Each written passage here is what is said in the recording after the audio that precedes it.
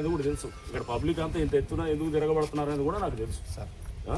So నువ్వు ఏంటంటే మీరంతా ఇక్కడ ప్రజా అవసరాల కోసం ఉన్న దాన్ని ఎవరికాడు కొట్టేయాలని చూసి ఆ మధ్యలో ఆ సొసైటీ ఒకటి డిఫెన్స్ సొసైటీ, అసలు ఆ సొసైటీ ఎవరు ఇవ్వద్దు. ఒకసారి గిఫ్ట్ డీడ్ చేసిన తర్వాత అది ప్రజా అవసరాలకి వెళ్ళిపోతుంది. దాన్ని ఇంకా మళ్ళీ తీసేదానికి అవకాశమే లేదు, అసలు ఆస్కారమే లేదు. అది చాలా చాలా చట్టాలు చాలా స్పష్టంగా చెప్తున్నది. సో దాన్ని గిఫ్ట్ డీడ్ వైలేషన్ ఉంది. నువ్వు బాధితుడు కాదు, నువ్వు హుషారు కాదు, నువ్వు కూడా కొన్నావు. కొన్ని ఎవడోడు వాడు దుబ్బుడోడు వచ్చిన ఎవడో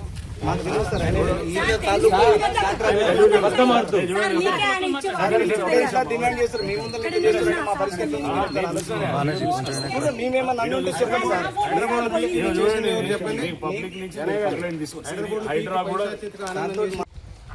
సో నేను ఉద్యోగానికి తీసిన తర్వాత నువ్వు ఇది రియల్ ఎస్టేట్లో చేస్తున్నావు. ఓకే. సో ఇప్పుడు ఎవడో వచ్చినోడు ఎవడో దొబ్బుటోడు కూడా ఎవరైనా నువ్వు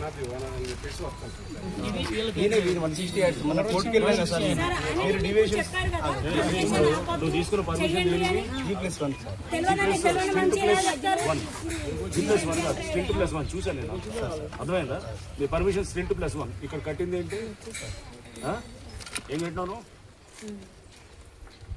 G+1 అది చూసింది, పర్మిషన్ చూసినాము. సెట్ బ్యాక్స్ కాదు. First of all building deviation, సరే బిల్డింగ్ డివియేషన్ అయితే కనుక ఇది ప్రజా అవసరాల కోసం పెట్టినటువంటి ల్యాండ్.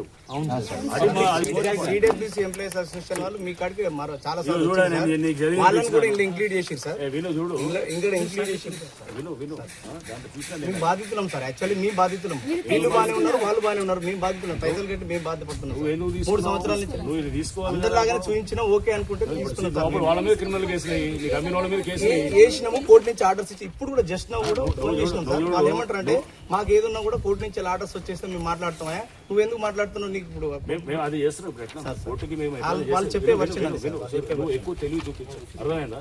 నువ్వు ఏం తెలివి చూపిస్తున్నావు నాకు అర్థమవుతుంది. వాళ్ళు చెప్పి ధైర్యంగా ఎట్లా మాట్లాడుతున్నాడు అసలు? రౌడీ షీటర్ వచ్చినాడు. మీరు వెంటనే మీరు కేసు రిజిస్టర్ చేయండి. వాట్ ఎవర్ వీళ్ళు చేస్తున్నారు, కంప్లైంట్ ఇస్తున్నారు. హైడ్రా కూడా పార్టీ. నేను ఎందుకు చెప్తున్నానంటే ఇది హైడ్రా కూడా ఈ కేసులో కొట్లాడుతుంది విత్ ఎవరు కాలనీ వాళ్ళతోటి. దట్ ఈస్ ద రీజన్ నేను రావడానికి కారణం కూడా హైడ్రా ఈజ్ ఆల్సో ఒక మెయిన్ పార్టీ దీంట్లో. ఓకే. సో మేము ఎందుకంటే పబ్లిక్ తోటి కలిసి we are fighting it out in the court. Let us see కోర్టులో ఎలా వస్తుందో చూద్దాం. కోర్టులో ఇప్పుడు ఉన్నాయని పెడతాం కదా, రిజల్ట్ అంతా చూపిస్తాం. వీళ్ళు కోర్టుని మిస్లీడ్ చేస్తున్నదంతా కూడా మేము పెడతాం. ఇదంతా ఏం జరుగుతుందని కూడా చూపిస్తాం. కోర్టు ఆర్డర్ అని చెప్పి మమ్మల్ని భయభ్రాంతులు చేసి రాత్రి కోర్టు చెప్పేది ఆర్డర్ వేరు, వీళ్ళు చూపించేది వేరు. వీళ్ళు కోర్టుకి మిస్అప్లై చేసి స్టిల్ట్ ప్లస్ ఏది వాళ్ళు ఏది స్టిల్ట్ ప్లస్ 2 floors అనే దానికి స్టిల్ట్ కట్టారు. మళ్ళీ ఇంకో 3 అంతస్తులు కట్టారు. కట్టి పెంట్ హౌస్ కూడా కట్టారు. కట్టి అసలు కట్టాలని మొత్తం ఏంటంటే 4 అంతస్తులు కట్టారమ్మా. అవును. కట్టాల్సింది 2 అంతస్తులు.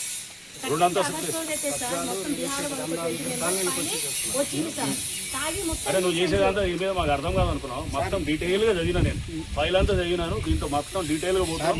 హైడ్రా కూడా G+1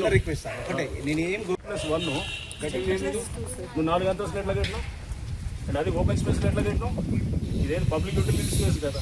సరే ఎవడో పక్కన కట్టుకుంటే మాకు సంబంధం లేదు, ఎవడో చాలా మంది చేస్తున్నారులే అనుకుంటాం. ఇది ఈ open space public utility already దీని మీద హైడ్రా కోర్టులో కొట్లాడుతున్నది. దాంట్లో 2 అమ్మేసినారంట, మళ్ళీ రిజిస్టర్ చేసినారంట. అది రిజిస్టర్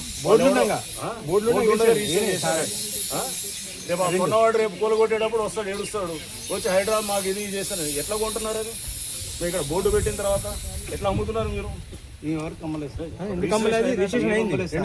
దీని తాలూకా డాక్యుమెంట్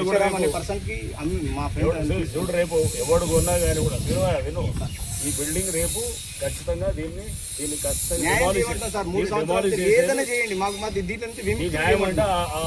సొసైటీని పట్టుకొని పైసలు పంచుకున్నారు చూసిన అందరూ. ఎవడు కాడు మొత్తం అకౌంట్ లో తీసుకున్న పైసలు అందరూ ఎవడోడు ఇది దొంగ సొసైటీ అని కోఆపరేటివ్ సొసైటీ డిపార్ట్మెంట్ ఇచ్చింది. వాళ్ళందరూ ఎవడు కాడు వాటాలు పంచుకొని మొత్తం తీసేసినారు చూసినా, వాళ్ళని పట్టుకాడు. అదేనా? నేను న్యాయం చేయడం కాదు. వాడిని అడిగి అరే నువ్వు గల్లా పట్టుకొని నా పైసలు దొరికినావు తీసుకోవద్దు.